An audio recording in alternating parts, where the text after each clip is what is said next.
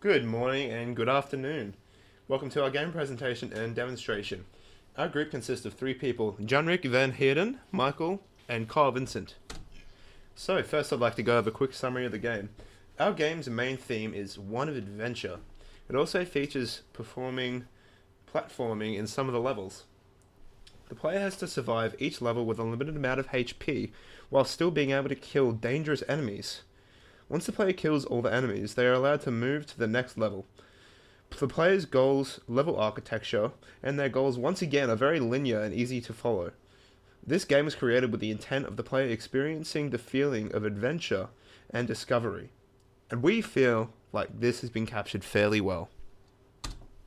So, now I'm going to go over the group members in our group. My name's Kyle, and the duties I had was doing level transitions, game menus, and handling the players spawning. Hello, I'm Michael, and I worked on the enemy's AI, their animations, and their health and other UIs, player UIs. Hi, my name's JB. I was the team leader in charge of level designing and the asset coordinator. So our basic game features, we had some physics systems implemented. This included on the starting island where we had crates that were be able to destroy with physics. However, these crates were intended initially to have items in them. This was not implemented in the final build, however, due to time constraints. In one of our levels, Valley, we also had boulders, which were intended to harm the player if they were collided. Level assets. It was my duty, as mentioned before, to create the levels. This included editing and shaping terrain, as well as painting and populating the terrain with assets such as rocks and trees. The ambient sounds were added to assert a player as to where they were in a scene. Also, the level creation was meant to make a player feel as if though they were currently in that area. Okay, so Kyle back again. Now I've got the game goals, okay? So that's one of the main features I worked on, and basically that was determining how the player would transition between the levels. Initially we had just the gate thing that they would walk through, and that would put them to the next level, but we felt like there wasn't enough challenge behind it. So instead of that, I implemented portals, which were basically they would pop up whenever you killed the required amount of enemies, and they would transfer you to the next level. This was a solid way to transfer levels, and it really gave you a feeling of like, oh my god, yeah, I just killed the enemies. Oh my god, a portal, awesome. This is sweet. Okay, so yeah, that feeling's pretty distinct, and yeah. So the other thing that I implemented was the final level, chest. So this was basically just the way to end the game, and when they clicked on it, it would go to the next level, which was nothing. Okay, so now we've got the menu screen. So it allows for the players to start the game or quit, and this is done through either clicking on the buttons, and these buttons respond to the mouse clicks, and yeah, if you click start, it'll take you to the start of the game, which is the first level, and it'll run you through the introduction as well. Okay, so now I'd like to jump over to Michael for his features. Right, hello. So both the player and the enemies both had health bars, which were updated on collisions. So the enemy's weapon, when it collided with the player, it would take away the player's health, and when the player's weapon collided with the enemy's collider, it would take away its health. When if the player lost his health, then the player would respawn, the scene would be reset. If the enemy lost its health, it would die and the animation would play.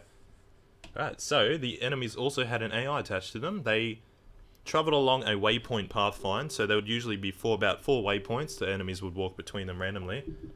And when the player came into the distance of their vision, the enemies would turn onto the player and attack and use the health bar that was mentioned earlier to damage them. Alright, also I worked on the animations of the enemies, so the enemies would have walking, attacking, idle animations. The player also had weapons. The player had an axe, a club, a spear, and a sword with all unique animations for different situations. Alright, now the demonstration. Now we will show our game.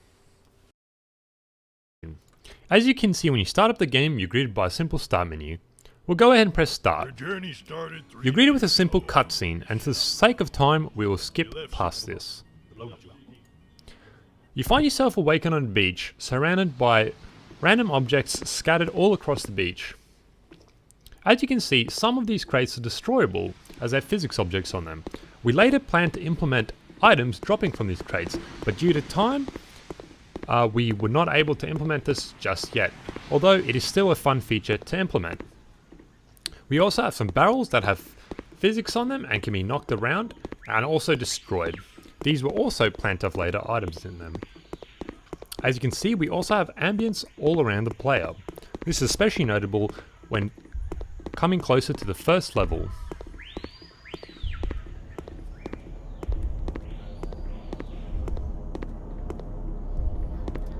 Once the player passes through these doors, they are greeted by the first level, which has a multitude of enemies. The goal currently is simply to kill all the enemies to proceed to the next level. This was later planned to be much harder, having larger enemies, faster enemies, and also random items across the map, but due to time constraints, this was cut from the project. As you can see, the AI are smart. They will attempt to track the player. They also have a roaming protocol on them, and they can randomly walk around the map. Once the player has defeated all the enemies, they are greeted by a portal. This portal will then take the player to the next level.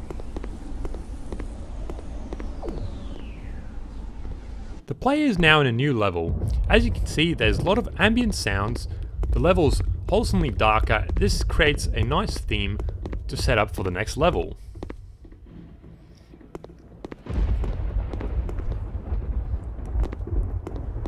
As you can see, this level is mostly made up of platforming. This creates a change in gameplay from fighting enemies to trying to solve our puzzle as to how to get from point A to point B. This was done using the terrain editor. Initially, it was decided to have a player controller instead of rigid body, as having a rigid body made platforming extremely hard, especially when attempting this current log glide, as it is a cylinder and the player would constantly slide off. As you can see, our player is easily able to glide through the level, but still having somewhat difficulty, as if they touched the lava, they would die and this would restart the level. Luckily, our player is skilled enough to cross these beams carefully.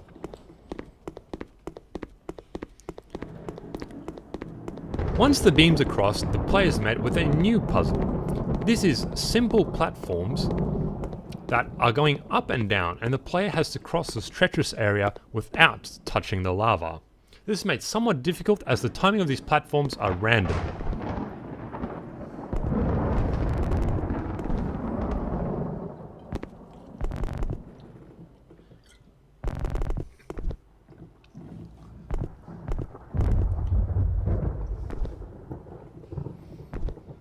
As you can see, our player has now successfully managed to cross these platforms, and he's now attempting to proceed to the end of the level.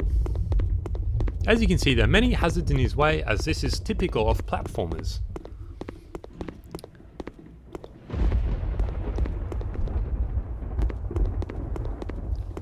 As our player approaches the volcano, you can see large and small boulders alike rolling down from it.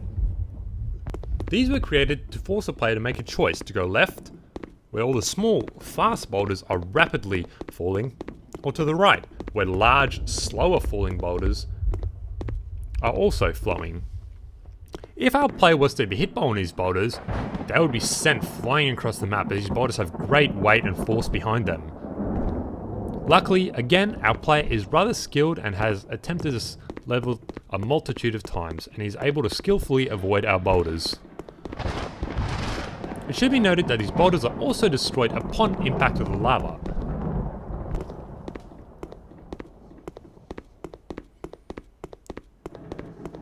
As seen here, our boulders also have physics on them, so players are able to interact with them if they are not moving with force.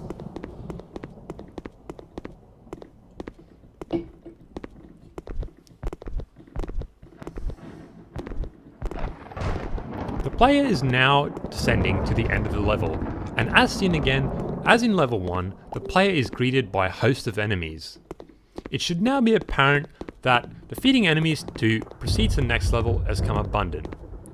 It should also be noted, as you can see, when the player takes damage, his screen flashes red. This notifies the player that they are in danger and should quickly take cover. Also seen in this gameplay, the player is opting to use the spear weapon. This is because it has greater reach than any of the other weapons.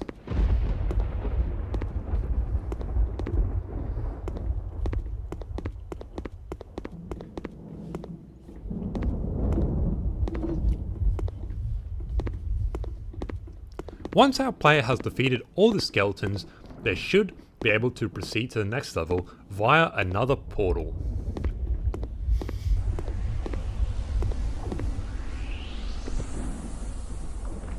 The player has now proceeded to the last and final level in our current project.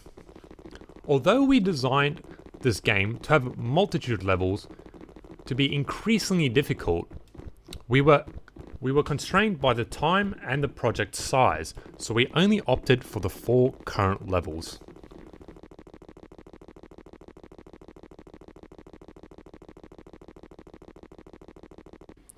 As we can see, our player has now reached the castle. We initially planned to have a multitude of enemies in here to fight for the player to be able to reach the final treasure. And that's our game presentation. Thank you for listening.